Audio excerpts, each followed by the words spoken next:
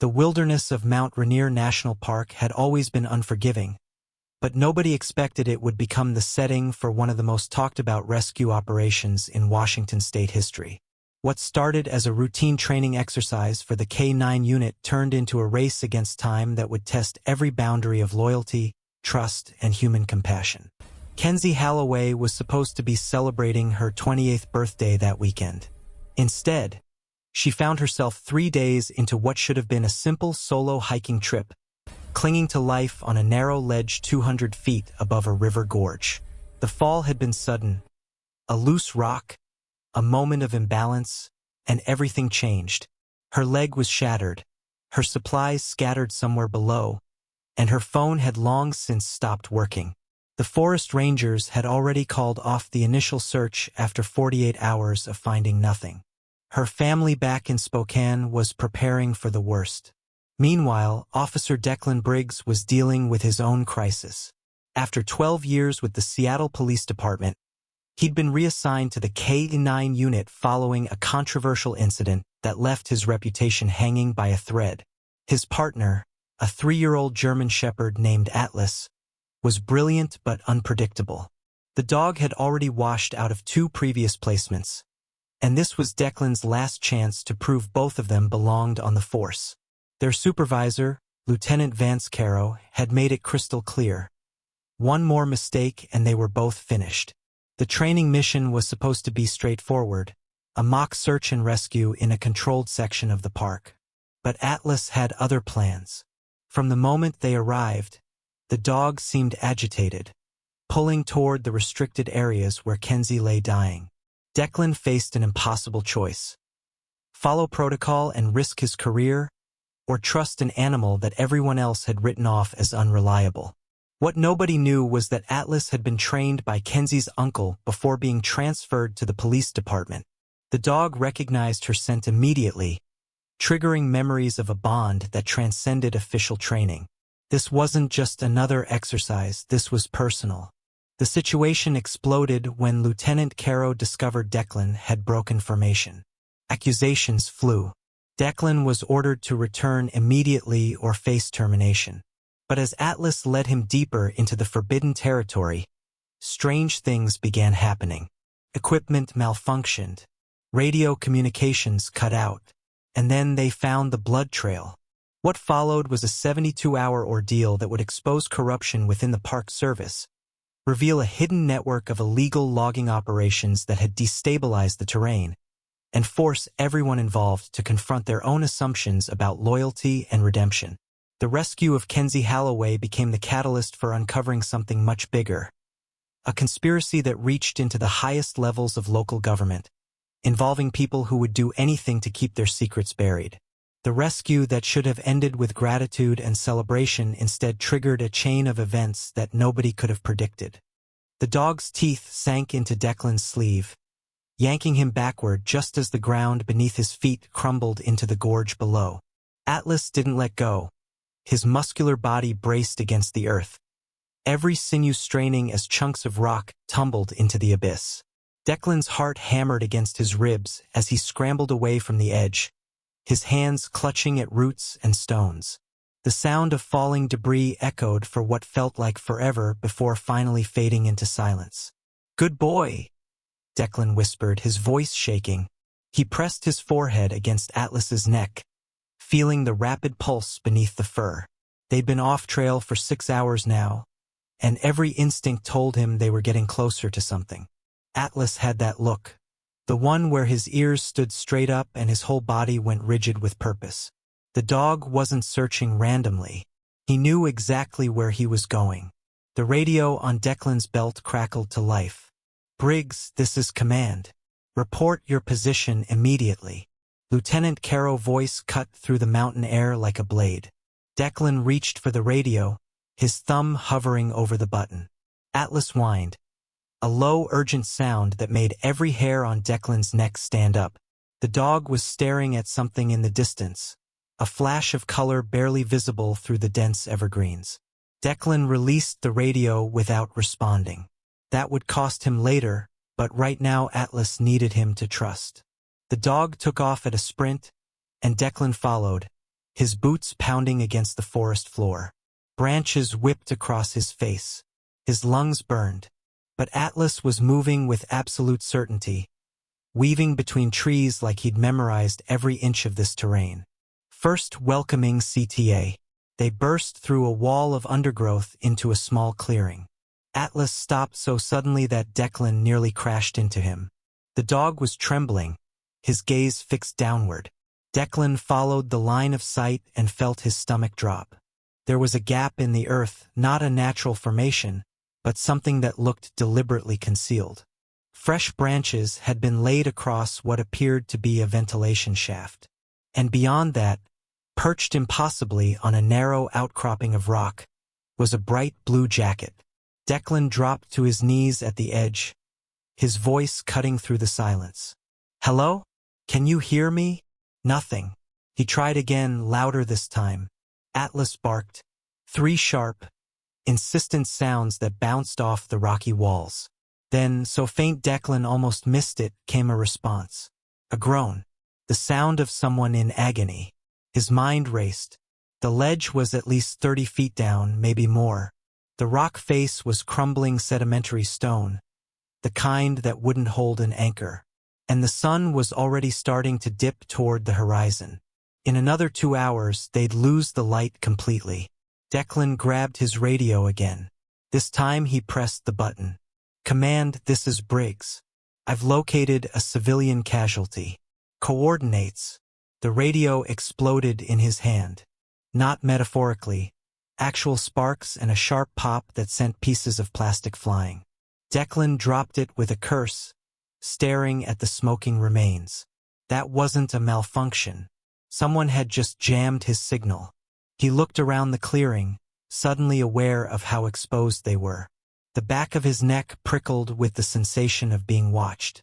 Atlas growled, his body positioned between Declan and the tree line. Whatever the dog sensed, it wasn't friendly. Declan's hand moved to his service weapon, fingers closing around the grip. The forest had gone quiet. No birds, no insects, just an oppressive silence that felt wrong on every level. Then he heard it. Footsteps. Multiple people moving through the underbrush, trying to be quiet but failing. They were being surrounded. "Police officer," Declan called out. "Identify yourselves." No response. The footsteps continued, closer now. Atlas's growl deepened into something primal. Declan made a split-second decision. He couldn't help the person on the ledge if he was dead. He grabbed Atlas's collar and pulled him toward a massive fallen log, diving behind it just as the first shot rang out. The bullet hit a tree 6 inches from where his head had been, sending splinters flying. Declan returned fire blindly over the log, 3 quick shots that bought them a few seconds. His mind was screaming questions he didn't have time to answer. Who were these people? Why were they shooting at a cop? And what the hell was really going on in this park? Atlas was pressed against his side, every muscle coiled and ready. The dog's training had kicked in. He wouldn't move unless Declan gave the command. Another shot, then another. Whoever these people were, they had automatic weapons. Declan's standard-issue Glock wasn't going to cut it in a prolonged firefight. He needed a plan, and he needed it now. The person on the ledge cried out again, the sound full of desperation and pain. Declan's jaw clenched. He couldn't leave them, but he also couldn't reach them while people were actively trying to kill him. He scanned the clearing, looking for anything he could use. That's when he noticed the ventilation shaft again, the one that had been covered with branches. It wasn't just concealed. It was being actively maintained, which meant whatever was down there, someone wanted it hidden. "Atlas, quiet," he whispered. The dog immediately stopped growling, though his body remained tense. Declan listened. The shooters had stopped moving. They were waiting, trying to determine his position. He counted at least 3 distinct locations based on the muzzle flashes. Professional spacing. Military tactics. These weren't random criminals, they were trained operators. A voice called out from the trees. "Officer Briggs, we know who you are. Walk away now and nobody else gets hurt. The accent was local, Pacific Northwest. But the tone was corporate, practiced. This was someone used to giving orders and having them followed. Declan didn't respond. Talking would give away his exact position. The girl on the ledge is already dead, the voice continued. You're risking your life for nothing. Be smart. Take your dog and go back to your vehicle. Forget you were ever here. Atlas shifted slightly, his nose pointing toward a gap in the rocks to their left. Declan followed the dog's gaze and saw it. A narrow passage, barely wide enough for a person to squeeze through. An escape route, or a trap. But staying behind the log wasn't an option. Eventually, they'd flank him or just wait until darkness made him vulnerable.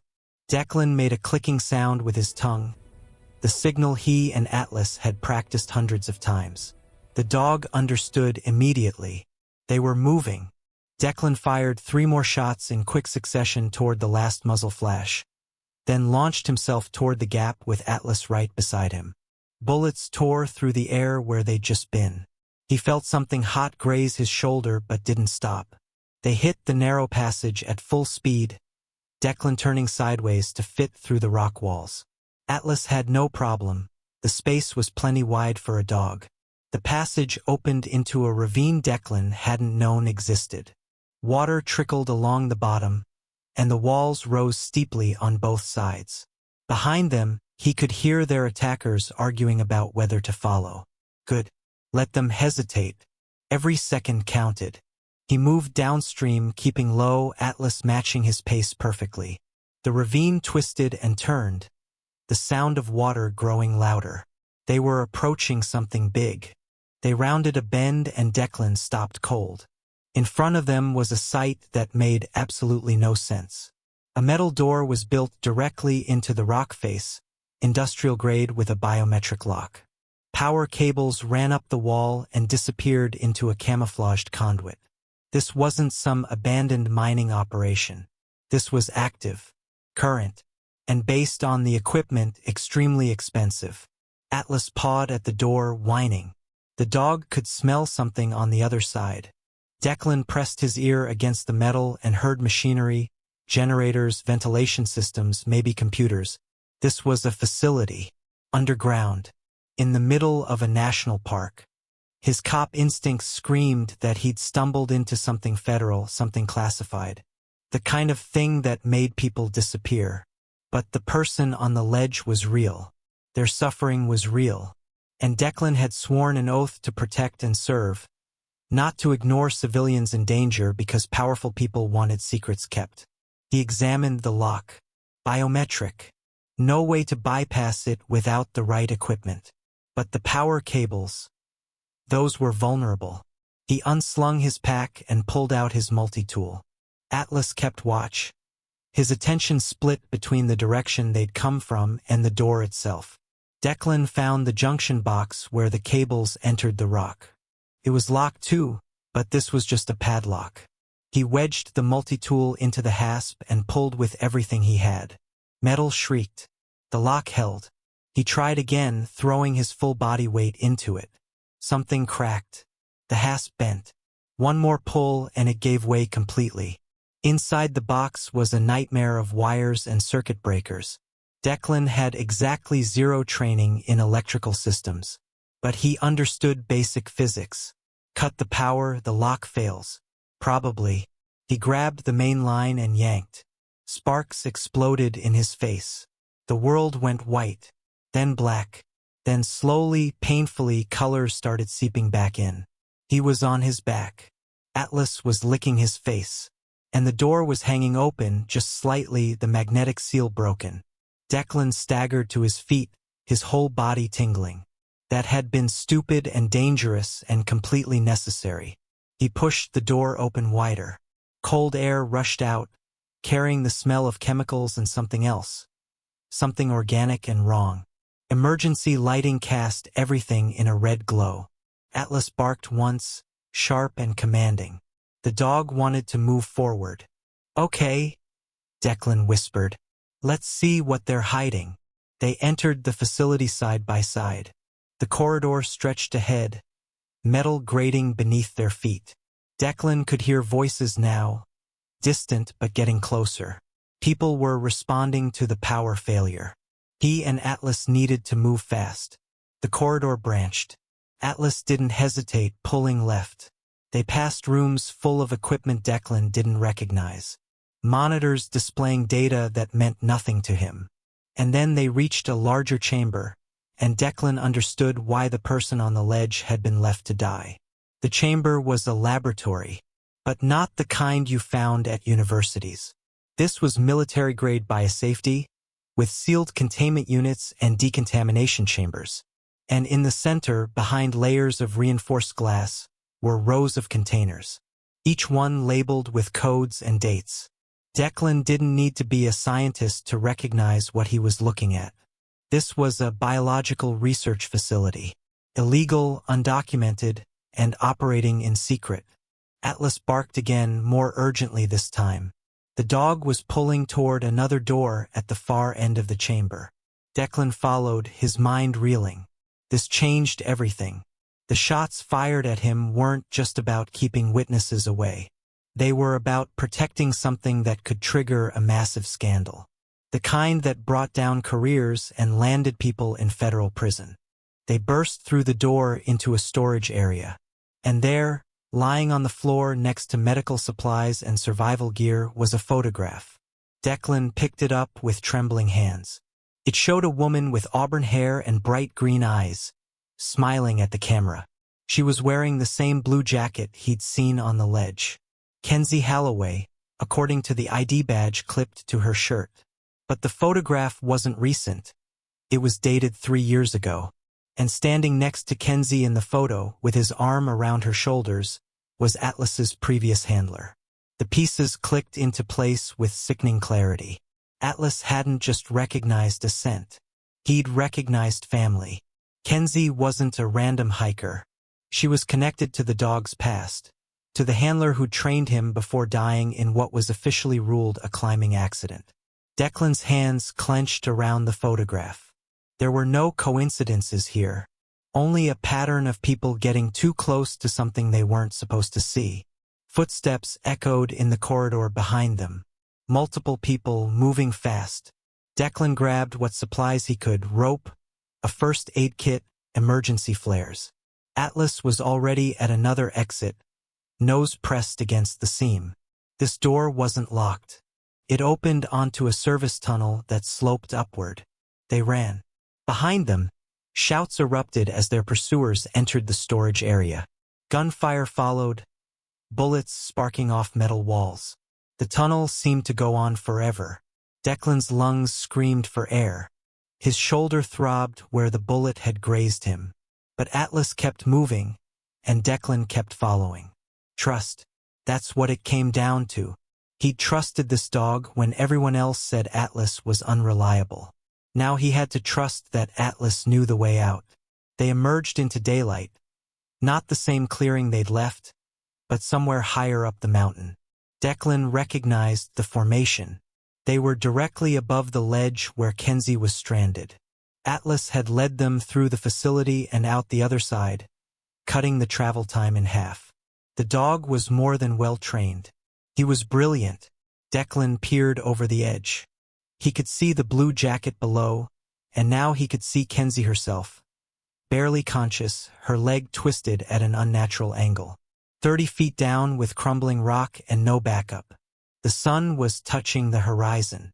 In 20 minutes, it would be too dark to attempt a rescue. This was his only chance. He secured the rope to the nearest solid tree, tested it twice, then looked at Atlas. "Stay," he commanded. The dog whined but obeyed, lying down at the edge where he could watch. Declan clipped into the rope and began his descent. Every movement sent small rocks tumbling past him. The ledge looked even smaller from above. One wrong step and they'd both fall. Halfway down, he heard engines. Vehicles were approaching the area, multiple by the sound of it. His attackers weren't giving up. They had resources, organization, and the willingness to kill. Declan moved faster, half climbing and half sliding down the rock face. His hands burned from the rope friction. His shoulder was bleeding again. None of it mattered. He reached the ledge and nearly went over the other side. It was barely 2 feet wide. Kenzie's eyes flickered open as he landed beside her. "You're real," she whispered. Her lips were cracked and pale. She'd been without water for at least 2 days, probably longer. Declan pulled out his canteen and helped her drink. Not too much. Too much too fast would make her sick. "I'm Officer Declan Briggs," he said. "I'm going to get you out of here, but I need you to stay conscious. Can you do that for me?" She nodded weakly. Declan examined her leg. Compound fracture, bone visible through torn skin. Moving her was going to cause excruciating pain, but staying wasn't an option. Above them, Atlas barked 3 short bursts. "Warning." Declan looked up and saw figures appearing at the edge of the clearing they'd left earlier. Flashlight beams cut through the growing darkness. They'd been found. He worked faster, securing a harness around Kenzie's torso. She bit down on her jacket to keep from screaming as he adjusted it around her broken leg. "Briggs!" The voice from earlier echoed across the gorge. "You're interfering with classified operations. This is your final warning." Declan ignored him, clipping Kenzie's harness to the rope. Above them, Atlas was barking continuously now. Something was wrong. Declan craned his neck and saw why. 2 men were approaching the tree where he'd anchored the rope. They had a saw. His mind calculated odds at lightning speed. If they cut the rope while he and Kenzie were on it, the fall would kill them both instantly. But if he unclipped from the rope to engage, Kenzie would be defenseless. There was no good choice, only the choice that gave her the best chance at survival. He reached for the emergency flares in his pack. "Close your eyes," he told Kenzie. She obeyed without question. Declan struck the flare and threw it as hard as he could toward the men with the saw. It arced through the air, a brilliant red star, and landed in the dry brush near their feet. The effect was immediate. The undergrowth caught fire, flames spreading rapidly in the evening wind. The men scrambled backward, shouting. It bought them seconds, maybe a minute. Declan clipped himself to the rope above Kenzie and started hauling them both upward. His arms shook with the effort. Every pull was agony. Above him, Atlas had grabbed the rope in his teeth and was backing up, adding his strength to the climb. The dog understood. They were a team. They were 10 feet from the top when Declan heard the crack. The tree anchor was giving way. The fire had spread to its base, weakening the trunk. He looked up and met Atlas's eyes. The dog knew too. There wasn't enough time to reach safety before the tree fell. Declan made his decision. He grabbed Kenzie with both arms and launched them sideways off the rope, aiming for a narrow outcropping he'd spotted on the way down. They hit hard, Declan taking the impact on his back. The air rushed from his lungs. Above them, the tree groaned and toppled, taking the rope with it, crashed into the gorge with a sound like thunder. For several long seconds, nobody moved. Then Atlas appeared at the edge of the outcropping, having jumped down from above. The dog pressed himself against Declan's side, whining. They were trapped. The ledge they were on was even smaller than the one where they'd found Kenzie. There was no rope, no way up, and the fire was spreading, consuming the forest above them. Kenzie's hand found Declan's. Her grip was weak but determined. "Thank you," she whispered, "for not leaving me." Declan wanted to tell her they weren't saved yet, that this might be where their story ended. But he couldn't form the words. His body was shutting down, exhaustion and injury finally catching up. Atlas barked suddenly, a sound of pure joy. Declan forced his eyes open and saw why. Lights were appearing in the sky. Helicopters, multiple aircraft converging on their position.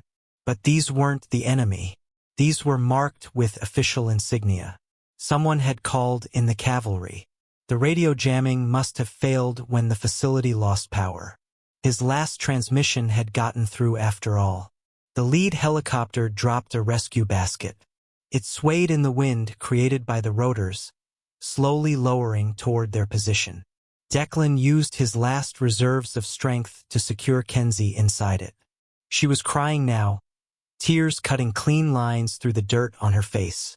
The basket lifted, carrying her to safety. Came back for Declan and Atlas. As they rose into the air, Declan looked down at the burning forest and the hidden facility somewhere beneath it. Tomorrow would bring questions he couldn't answer. Investigations that would probably end his career anyway. But tonight, right now, he'd saved a life. And Atlas had proven that sometimes the ones everyone else gives up on are the ones capable of extraordinary things. The helicopter door opened and hands pulled them inside. Kenzie was already being treated by paramedics. She reached out and grabbed Atlas's collar, pulling the dog close. "I remember you," she said through tears. "Uncle Marcus's dog. You came back for me." Atlas licked her face, tail wagging for the first time all day. Declan leaned back against the helicopter wall, every muscle in his body screaming. Through the open door, he could see other aircraft descending, these ones marked FBI and Department of Defense. Whatever was in that facility, it was about to become very public. Lieutenant Carrowface appeared above him. The man looked like he'd aged 10 years. "Briggs," he said quietly. "What the hell did you find out there?" Declan met his eyes and saw something he hadn't expected. Not anger, respect, maybe even gratitude. "The truth," Declan answered, "whether anyone wants to hear it or not."